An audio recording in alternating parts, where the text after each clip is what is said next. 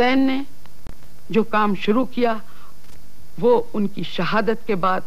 زینب نے اپنے ہاتھ میں لے لیا. بی بی نے اپنے ہاتھ میں وہ مشن اس طرح لیا کہ واپس مدینہ جس وقت گئی ہیں اس وقت تک حسینی قدروں کو مضبوطی سے تھامے رہیں. جو بھی مصائب سامنے آئے ان کو برداشت کیا, جو بھی مظالم کیے گئے ان کو برداشت کیا, لیکن کسی جگہ تاریخ کے کسی ورق میں, کسی لائن میں, کسی لفظ سے یہ ظاہر نہیں ہوتا کہ جناب زینب نے کسی بھی جگہ اپنی کم ہمتی کا اعلان کیا ہو. سجاد سے زینب کا یہ کہنا کہ مولا جاگیے, غفلت سے آنکھیں کھولیے, لٹتا ہے کنبہ, جاگیے, اٹھتے ہیں شعلے, دیکھیے جلتا ہے خیمہ, جاگیے اے باقیے ذریت یاسین و طٰہٰ, جاگیے سارے محافظ سو رہے ہیں, اشقیاء بیدار ہیں, توق و سلاسل منتظر ہیں, بیڑیاں تیار ہیں. اے یزید, تو کوئی دقیقہ اٹھا نہ رکھ اور اپنی پوری کوشش صرف کر دے, لیکن خدا کی قسم تو ہمارے ذکر کو اور ہماری زندگی کو فنا نہیں کر سکتا, اور نہ ہمارے اصل مقصد کو تو پہنچ سکتا ہے. اس خون ناحق کا دھبا تیرے دامن پر قیامت تک باقی رہے گا اور تو کبھی اس کو دھو نہیں سکتا. ترجمان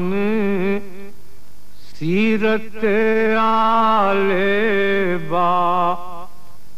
زینب ہوں, شارح احکام دین مصطفیٰ زینب ہوں, ناشر پیغام شاہ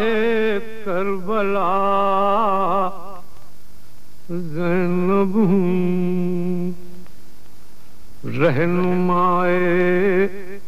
اہل تسلیم و رضا شبیر تھے, خون کے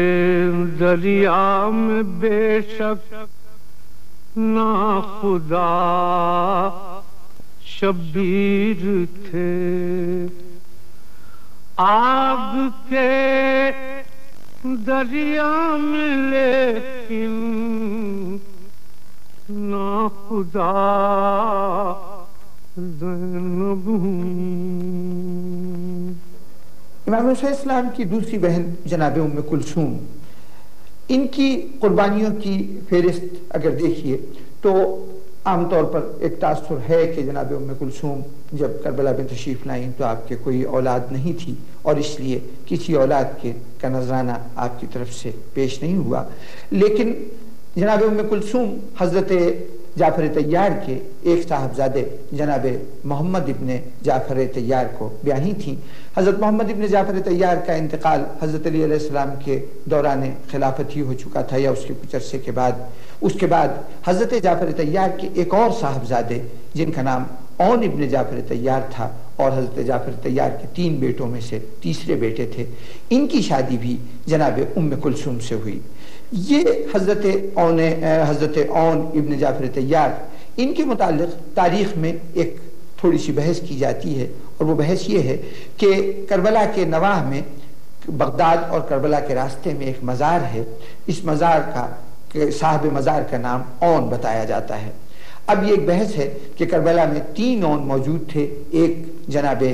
زینب کے فرزند اون, ایک حضرت علی علیہ السلام کے بیٹے اون, اور ایک حضرت جعفر طیار کے بیٹے اون کا بھی کربلا میں ذکر کیا جاتا ہے, اور شہدائے کربلا میں ان کا شمار کیا جاتا ہے. تو گویا جناب ام کلثوم کے اگر یہ شوہر اس وقت موجود تھے تو پھر کربلا میں ان کا شرکت ہونا اور شہید ہونا جناب ام کلثوم کی طرف سے وہ قربانی تھی جو انہوں نے کربلا کے میدان میں پیش کی. امام حسین السلام کی باقی بہنوں میں جناب فاطمہ وہ شخصیت ہیں کہ جو حضرت عقیل کے بیٹے ابی سعید کو بیاہی تھیں. جناب فاطمہ نے کربلا میں ایک قربانی یہ دی تھی کہ آپ کا ایک بیٹا محمد امام حسین السلام کی شہادت سے کچھ دیر پہلے اس جذبے کے ساتھ کہ اپنے ماموں کی امداد کرے خیمے سے باہر نکلا تھا، لیکن ایک تیر ان کے کمر میں ترازو ہو گیا تھا اور یہ ماں سے چند قدم کے فاصلے پر خیمے کے باہر شہید ہو گئے تھے۔ امام کی ان بہنوں میں ایک بہن کی قربانیاں بہت غیر معمولی ہیں اور وہ رقیہ بنت علی ہیں۔ یہ جناب رقیہ حضرت مسلم ابن عقیل کی بیوہ ہیں، اس لیے کہ جناب مسلم ابن عقیل کی شہادت شہر کوفہ میں ہو چکی تھی۔ ان صاحبزادی کے 4 بیٹے تھے، جن میں سے 2 بیٹے حضرت مسلم کے ساتھ کوفے میں تھے جو کوفے میں شہید ہوئے، اور 2 بیٹے ان کے ساتھ تھے جو کربلا میں شہید ہوئے، اور ان کی ایک بیٹی تھی جس کا نام عاتقہ تھا۔ یہ بیٹی بھی شام غریباں ایک گھوڑے کی ٹاپوں کے نیچے پائمال ہو کر شہید ہو گئی تھی۔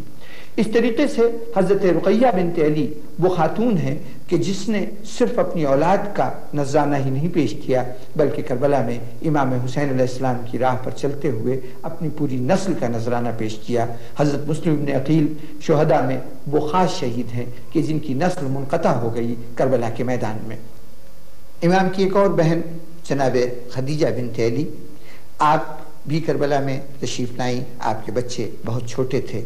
لیکن یہ چھوٹے بچے آپ کی طرف سے یوں قربان ہوئے کہ جب شام غریبہ میں خیموں میں آگ لگائی گئی تو ان کے بچے اس خیمے کے دھوئیں میں غالباً راستہ نہیں ملا اور دم گھٹنے کی وجہ سے وہاں پر شہید ہو گئے۔ یہ تمام خواتین اس کے ساتھ ساتھ کہ انہوں نے اپنے بچوں کی قربانی دی، لیکن جناب خدیجہ کے شوہر حضرت عبد الرحمن بھی کربلا میں شہید ہوئے، جناب فاطمہ کے شوہر حضرت ابی سعید بھی کربلا میں شہید ہوئے، اور جناب ام کلثوم کا تذکرہ کیا جا چکا ہے۔ تو اس طریقے سے امام حسین اسلام کی ان بہنوں نے اپنے شوہروں کی بھی قربانی دی، اپنے بچوں کی بھی قربانی دی۔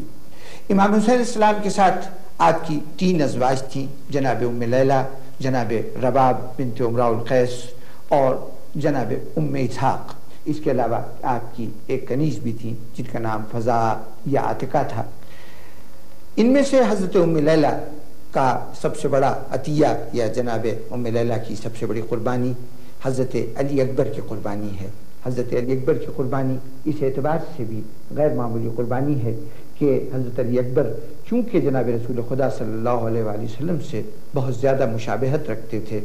اس لیے یہ امام حسین علیہ السلام کو بھی بہت عزیز تھے، اور ماں اپنے جب عام بچے کے ساتھ بے پناہ محبت کرتی ہو تو وہ بچہ کہ جو اس کے لیے جس کے چہرے کی طرف دیکھنا اس کے لیے زیارت رسول صلی اللہ علیہ وآلہ وسلم کے مترادف ہو، تو اس کی نگاہ میں اپنے بچے کا کیا مقام اور اس کے دل میں بچے کے لیے کیسی محبت ہوگی۔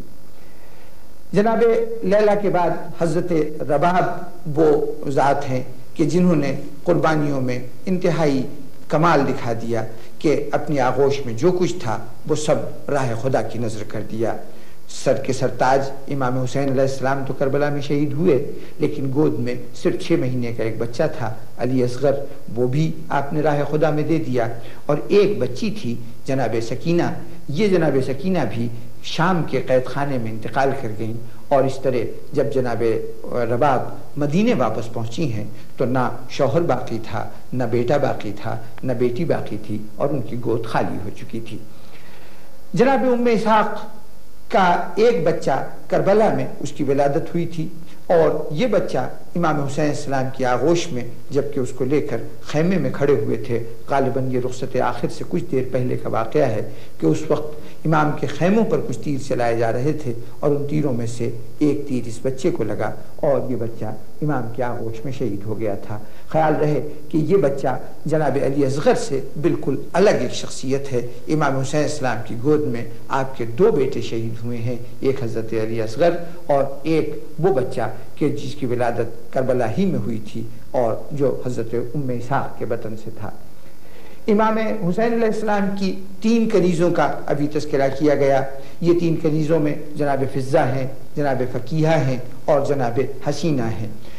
جناب فضہ کی طرف سے بظاہر کوئی نظر ایسی نہیں تھی کہ یہ کہا جائے کہ اپنے بیٹے کو یا اپنے متعلق کسی فرد کو انہوں نے میدان میں بھیجا اور وہ شہید ہوا ہو، لیکن جناب فضہ کی قربانی غیر معمولی قربانی ہے، اس لیے کہ جس وقت واقعہ کربلا رونما ہوا اس وقت وہ ایک آزاد حیثیت رکھتی تھیں اور اپنی اولاد کے ساتھ زندگی کے دن بہت اطمینان سے گزار رہی تھیں، لیکن جب امام حسین علیہ السلام کو انہوں نے جانب کربلا گامزن دیکھا تو اصرار کر کے ساتھ ہوئیں، اور پھر کربلا میں اور کربلا کے بعد کی تمام منزلوں میں غیر معمولی خدمت کی ہے امام حسین اور ان کے متعلقین کی۔ آپ کی اس خدمت نے جناب فضہ کو آج دنیا بھر کی خواتین کے لیے فخر کا سامان بنا دیا ہے، اور بڑے بڑی عزتوں اور بڑے بڑے شان و شوکت رکھنے والی خواتین اس بات کی تمنا رکھتی ہیں کہ جناب فضہ کی کنیزوں میں ان کا شمار ہو جائے۔ جناب فضہ کے علاوہ جو دو اور کنیزیں تھیں اس میں سے جناب حسینہ کے فرزند کا نام منہج ابن سہم تھا، یہ کربلا میں موجود تھے اور یہ حملہ اولا سے پہلے میدان میں فرادہ جنگ کرتے ہوئے شہید ہوئے تھے، جبکہ جناب فقیہہ کا ایک بیٹا عبداللہ ابن قارب تھا کہ جو حملہ اولا میں جب 50 افراد شہید ہوئے تو ان کے اندر یہ بھی شامل تھے۔ ہر سانس میں کمال اطاعت کی آرزو، ہر آرزو گلاب حقیقت سے سرخرو، آیت کی طرح وارث قرآن سے گفتگو، آیت کی طرح وارث قرآن سے گفتگو، دامن نچوڑ دے تو فرشتے کریں وضو، دامن نچوڑ دے تو فرشتے کریں وضو، پھر ذاتی یوں ملک عصمت کے سامنے، فضہ تھی یوں ملک عصمت کے سامنے، جس طرح اہل بیت مشیت کے سامنے۔ امام حسین علیہ السلام کی شہادت کے بعد امام حسین علیہ السلام کے خاندان کی تمام خواتین کو گرفتار کر دیا گیا۔ ان گرفتار ہونے والی خواتین میں کم از کم 20 وہ خواتین ہیں کہ جو براہ راست امام حسین علیہ السلام کے گھر کی خواتین ہیں۔ اس گرفتاری کی حالت میں بظاہر مجبور و ناتواں عورتیں کسی بھی قسم کا کوئی کام ایسا نہیں کر سکتی کہ جسے کارنامہ کہا جائے، سوائے اس کے کہ مصائب و آلام کا انتہائی صبر و سکون سے سامنا کریں، لیکن یہ ایمان کی وہ قوت ہے کہ جو کسی بھی حالت میں اور کسی بھی صورت میں اپنے آپ کو مجبور نہیں پاتی، اسی کا مظاہرہ کربلا کی ان خواتین نے اس قید و بند کی حالت میں کیا۔ جس وقت یہ قیدی گرفتار کر کے سرزمین کربلا سے کوفے کی جانب لے جائے جا رہے تھے تو اس وقت ان کی نگاہوں کے سامنے منظر یہ تھا کہ ابن زیاد کی فوج کے تمام سپاہی دفن کیے جا چکے تھے، لیکن امام حسین علیہ السلام اور ان کے وہ ساتھی کہ جنہوں نے امام کے ساتھ اپنی جان کو قربان کیا تھا، وہ تمام کی لاشیں جس کربلا کے میدان میں کٹی ہوئی گردنوں کے ساتھ پڑی ہوئی تھیں۔ اس حالت میں لاشوں کو بے غور و کفت دیکھ کر ظاہر ہے کہ رد عمل انتہائی شدید ہونا چاہیے تھا، اور وہ رد عمل جناب سید سجاد امام زین العابدین علیہ السلام کے چہرے پر انتہائی زردی کی حالت میں ظاہر ہوا، اور یہ محسوس ہوتا تھا کہ وہ اس منظر کی تاب نہ لا سکیں گے اور ان کی روح قفس انصری سے پرواز کر جائے گی۔ اس مرحلے پر جناب زینب نے چند جملے اپنے بھتیجے کو مخاطب کر کے کہے تھے، اور وہ جملے تاریخ میں ایک ایسی پیش گوئی بنے کہ جو جناب زینب کی بصیرت کا بھی اظہار تھے اور آنے والے وقت کی تصویر بھی تھے۔ جناب زینب نے اس مرحلے پر حضور صلی اللہ علیہ وآلہ وسلم کی ایک حدیث سناتے ہوئے اپنے بھتیجے سے مخاطب ہو کر کہا تھا، یہ رسول خدا صلی اللہ علیہ وآلہ وسلم کا وعدہ ہے کہ یہ بکھرے ہوئے اعضاء اور یہ خون میں نہائے ہوئے جسم دفن کیے جائیں گے، میرے بھائی حسین کی قبر پر نشان نصب کیا جائے گا جو ہمیشہ قائم رہے گا، لوگ اس قبر مطہر کی زیارت کو آئیں گے اور اہل جور ان آثار کو مٹانے کی جتنی بھی کوشش کریں گے، اللہ اسی قدر ان کے مرتبے اور عزت میں اضافہ کرتا چلا جائے گا۔ جناب زینب نے شہداء کے سر کو دیکھ کر جو خطاب کیا تھا اور کربلا سے رخصت ہوتے ہوئے جو بات کہی تھی، اس بات کا عملی ثبوت آج کربلا کا وجود اور کربلا میں امام حسین علیہ السلام کے شہید ہونے کے واقعے کا تذکرہ اپنے طور پر خود شہادت دے رہا ہے کہ قول میں کتنی سچائی تھی۔ اس سچائی کے حصول تک جناب زینب کو کن کن مرحلوں سے گزرنا پڑا، اس کے لیے ہمیں اس پورے سفر کو دیکھنا پڑے گا جس سفر پر جناب زینب کربلا سے روانہ ہوئی تھیں۔ کربلا سے چل کر آپ شہر کوفہ میں داخل ہوئیں تو وہاں اہل کوفہ کو مخاطب کر کے آپ نے ایک مارکۃ العرا خطبہ دیا، پھر اس کے بعد ابن زیاد کے دربار میں آئیں، وہاں آپ نے خطبہ دیا، شام پہنچیں اور شام کے بعد جب یزید کے دربار میں داخلہ ہوا تو یزید اور یزید کے درباریوں کو مخاطب کر کے آپ نے ایک تاریخی خطبہ دیا تھا۔ یہ تمام خطبے واقعات کربلا کا بیان بھی تھے اور ذکر شہادت امام حسین علیہ السلام کو دوام بخشنے کا ذریعہ بھی تھے۔ پھر اسی دمشق میں جب آپ کو رہائی کی اطلاع ملی تو آپ نے سب سے پہلی خواہش یہ ظاہر کی کہ میں یہاں سے مدینے یا کربلا جانے سے بھی پہلے یہ سب ضروری سمجھتی ہوں کہ شہر دمشق میں اپنے بھائی کی صف عزا بچھاؤں۔ یہ صف عزا بچھانا در حقیقت حسین کے ذکر کی بنیاد رکھنا تھا، اور یہیں پہلی مرتبہ اہل دمشق کو معلوم ہوا کہ شہید ہونے والی شخصیت کون تھی اور اس کے جو اعزاء گرفتار کیے گئے ہیں ان کا مقام اور مرتبہ کیا ہے، اور یہاں سے ذکر حسین ایک کی زبان سے دوسرے تک اور دوسرے کی زبان سے تیسرے تک منتقل ہونا شروع ہوا۔ جناب زینب کی ان خدمات کے ساتھ ساتھ ہمیں ان کی بہن جناب ام کلثوم کی بھی ذکر شہادت کے مختلف مرحلے ہمارے سامنے آتے ہیں۔ اس میں سے پہلا مرحلہ وہ ہے کہ جب امام حسین علیہ السلام کا گھوڑا کربلا کے میدان میں امام کے گھوڑے سے نیچے تشریف لانے کے بعد خیمے کی طرف آیا تھا تو خالی زین کو دیکھ کر حضرت ام کلثوم نے ایک مرثیہ پڑھا تھا جس میں یہ کہا گیا تھا کہ اے گھوڑے تو وہ حیوان ہے کہ جس کی وفاداری دنیا میں مشہور ہے، آخر تیری وفاداری کو کیا ہوا کہ تو اپنے آقا کو دشمنوں کے نرغے میں تنہا چھوڑ کے آیا ہے۔ اور پھر دوسرے شعر میں یہ سوال کیا تھا، اے گھوڑے تو نے وہ منظر تو دیکھا ہوگا جب میرا بھائی مارا گیا، کیا تجھے معلوم ہے کہ میرے بھائی کو شہید کرنے سے پہلے دنیا والوں نے پانی بھی پلا لیا تھا، یہ پانی نہیں پلایا تھا۔ اس مرثیے کے بعد جب جناب ام کلثوم شہر کوفہ میں داخل ہوئی ہیں تو بازار کوفہ میں بھی آپ نے خطبہ دیا ہے، اور اس کے بعد جب مدینہ دوبارہ تشریف لائی ہیں تو حدود مدینہ میں داخل ہوتے ہوئے پھر آپ نے ایک مرثیہ پڑھا تھا جس میں یہ کہا تھا کہ اے مدینہ ہمیں اب قبول نہ کر، اس لیے کہ جب ہم گئے تھے تو ہمارے سروں پر ہمارے وارث موجود تھے اور ہماری گودیں بچوں سے آباد تھیں، لیکن ہم واپس آئے ہیں تو نہ ہمارے وارث ہیں اور نہ ہماری گودیں اس طرح سے آباد ہیں۔ اسی طرح امام حسین علیہ السلام کی صاحبزادی فاطمہ بنت الحسین نے بھی بازار کوفہ کے اندر خطبہ دیا جو ذکر حسین کے فروغ کا ایک ذریعہ تھا۔ جناب سکینہ سے بھی کچھ خطبات منسوب ہیں کہ جو آپ نے کوفے کے بازار میں دیے اور دمشق میں کچھ باتیں کی جن کے ذریعے سے ذکر حسین عام ہوا۔ اس طرح امام حسین علیہ السلام کے ساتھ رہنے والی ان خواتین نے ذکر حسین کو فروغ دینا شروع کیا، اور پھر انہوں نے جو بنیاد رکھی، لوگوں کو اندازہ نہیں تھا کہ بظاہر اپنے شہیدوں کا غم منانے والی یہ عورتیں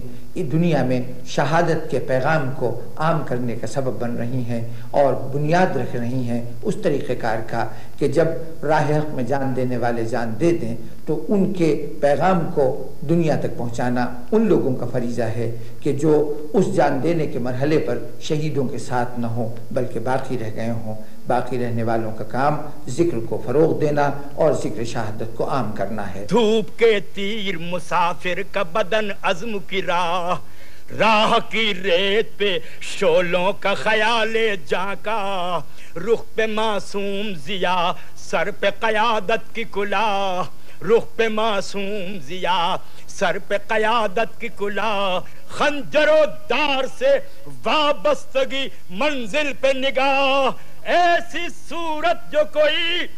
دل میں اتر جاتی ہے، مجھ کو انسان کی معراج نظر آتی ہے۔